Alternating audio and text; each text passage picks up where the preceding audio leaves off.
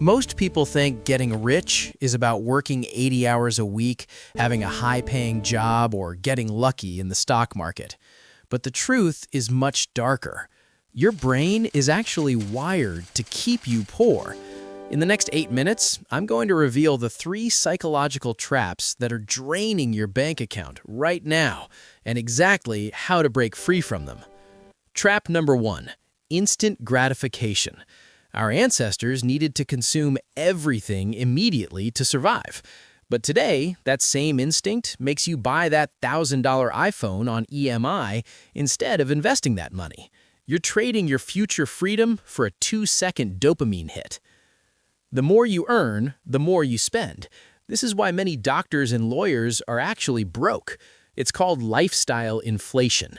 You get a raise, so you buy a bigger car. You're running faster on the hamster wheel, but you're staying in the same place. Money sitting in your bank account is losing value every single day.